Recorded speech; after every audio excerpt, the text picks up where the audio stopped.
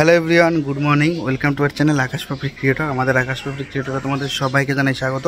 আজকে সকাল সকাল উঠে পড়েছি, কিন্তু আজকে হচ্ছে ভিডিও এডিটের কাজ ছিল সকালে। কালকে রাত্রে কিচ্ছু করিনি, যা করার সকালেই করেছি, পাপড়ি আমি দুজনে মিলেই। তো এখন ভিডিও এক্সপোর্টে বসানো হয়েছে আর তারপর আপলোড হবে আর তোমাদের মেন চ্যানেলে। আর এখন আমরা সবাই একটু খাওয়া দাওয়া করে নেবো, খাওয়া দাওয়া করি, তারপর তোমাদের সঙ্গে সব শেয়ার করছি। এই যে দেখতে পাচ্ছ, এখানে রয়েছে ভাত, এখানেও তো ভাত, আর এখানে রয়েছে রুই মাছের গরম গরম ঝোল আলু বেগুন দিয়ে। বাহ, এখানে কি রয়েছে? চাটনি পাপড়ির জন্য। কিসের? কুলের চাটনি। ভাত খেয়ে চলে এসেছি, আর এখনো পর্যন্ত বেথুয়া যাওয়া হয়নি। গাড়িটা রয়েছে পাটিকড়ি মোড়ে, একটা কাকার বাড়িতে গাড়িটা কালকে রাত থেকে রয়েছে।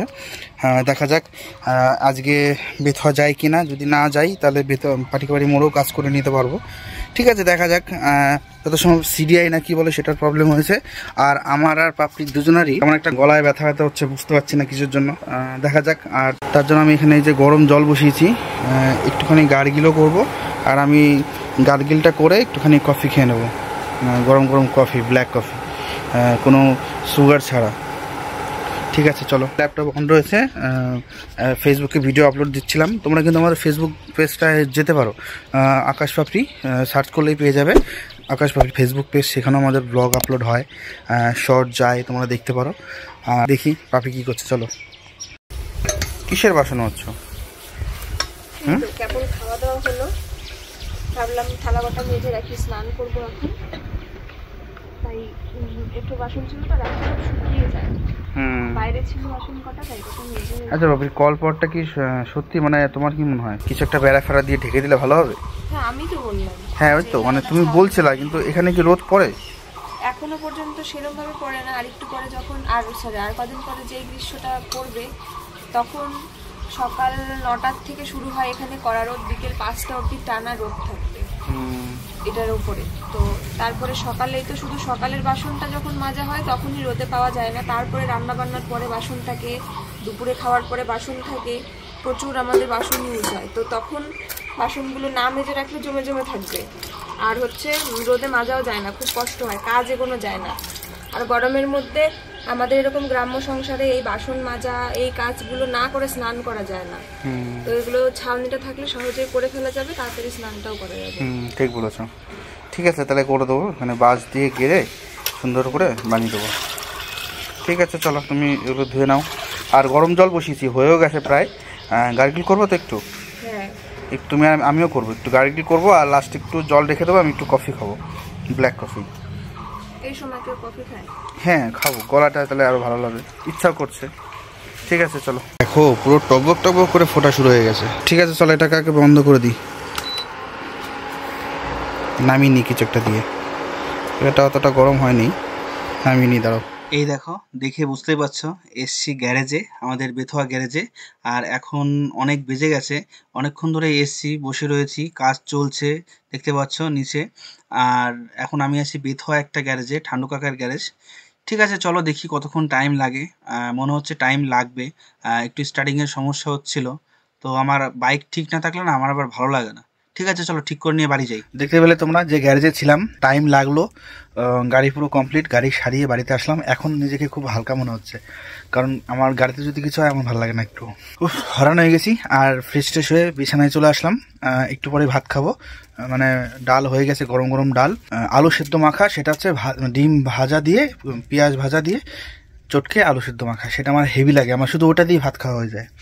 আর আসার সময়, বাড়িতে আসার সময় আমি পাপড়ির জন্য একটা স্পেশাল জিনিস নিয়ে এসেছি, আর সেটা হচ্ছে বেথুয়ার স্পেশাল একটা দোকান থেকে। ঠিক আছে, চলো। এই দেখো পাপড়ির কিন্তু আমাকে না জানিয়ে এনেছো, কিন্তু আজকে আমার ইচ্ছা করছে না।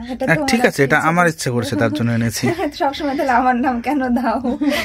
এই যে মা চলে এসছে, মাকে বললাম মা ফুচকা খাবা নাকি, টেস্ট করতে চলে এসছে। বেথুয়ার খুব নামকরা ফুচকা, খুব ভালো ফুচকা বানায়, নামকরা ফুচকা। আচ্ছা, নাম করার জন্য তো স্পেশালিটি। ঠিক আছে, না খেয়ে কথা করুন। এটা বানান না, বানিয়েছি, চামচ দিয়ে ঢুকিয়েছি।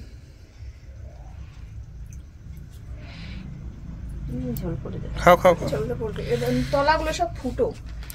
কেমন, জাল কি বেশি?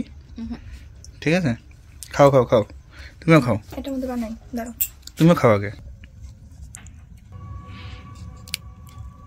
জলটা একটু কম করেই নিচ্ছি।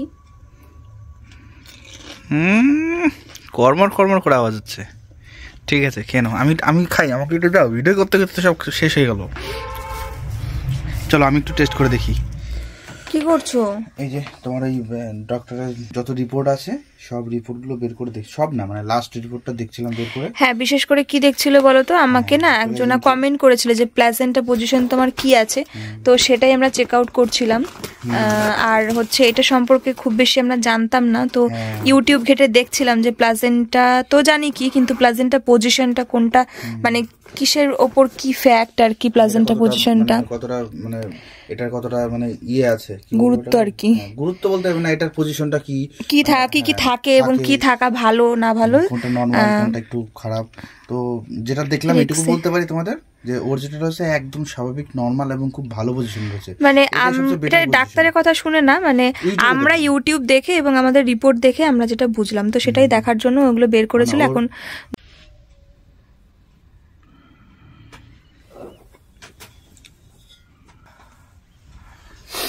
এখন রাত 3:30 বাজে আর এখন আমি ভেপার নিচ্ছি।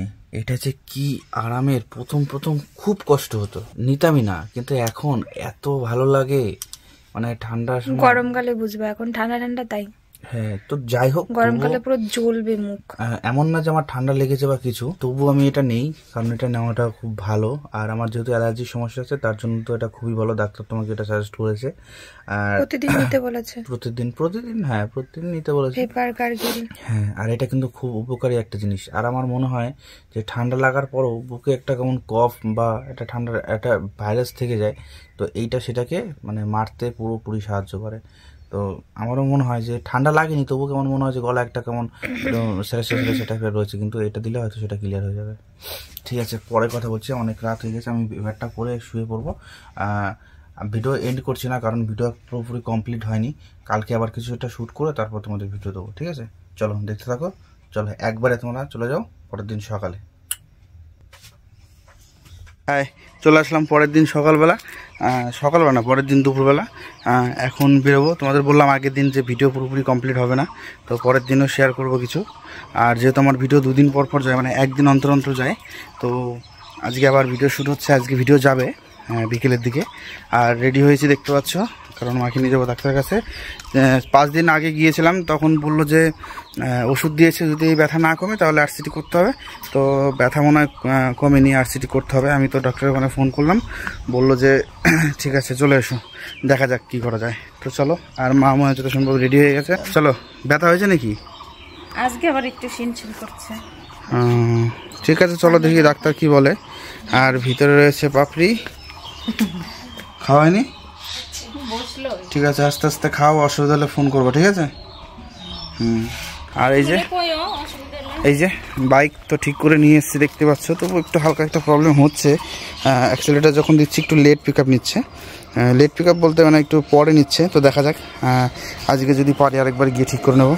চলো, মা বাবার খাবার নিয়ে নিল, বাবা যেহেতু বেথা অফিসে রয়েছে, তো ওইখান থেকে ওই ডাক্তারের ওখানে আসবে, আর তাই বাড়ি থেকে একটু ভাত নিয়ে গেলাম, তাহলে আর বাইরে কোথাও খেতে হবে না, ভালো হবে, ভাতটা দিয়ে দেবো। ঠিক আছে, চলো। চলে এসেছি ডাক্তারের কাছে, দাঁতের ডাক্তারের কাছে মাকে নিয়ে। আর ডাক্তারবাবু আগে যখন দেখিয়েছিলাম তখন বলেছিল যে কিছুদিনের ওষুধ দিচ্ছি, যদি ব্যথা না কমে তাহলে আরসিটি করতে হবে। তো ব্যথা খুব বেশি হয়নি, আবার পুরোপুরি কমেনি, তো আমরা ডিসিশন নিলাম যে না, মায়ের দাঁতে আরসিটি করে নেব, তো সেটাই ভালো হবে। আরসিটি মানে দাঁতের যে রুটগুলো থাকে সেগুলো নষ্ট করে দেওয়া। তো দেখা যাক, আজকে ফার্স্ট আরসিটি শুরু হলো। ডাক্তার দেখানো হয়ে গেছে, ট্রিটমেন্ট হলো, অবশ্য করলো, ইঞ্জেকশন দিল, তারপরে এখন দিয়ে দিয়েছে, আবার 1 সপ্তাহ পর আসতে বলছে। আরসিটি শুরু হলো আজকে থেকে। কি ব্যথা করছে? ও ঠিক হয়ে যাবে, ব্যথা হবে। অবশ করেছিল, অবস্থা বন্ধ হয়ে যাচ্ছে। ঠিক আছে, চলো বাড়ি গিয়ে কথা বলছি, এখানে বসুন আওয়াজ। এখন বাড়ি যাবো আমরা। আর এই যে ওষুধ নিয়ে নেওয়া হলো।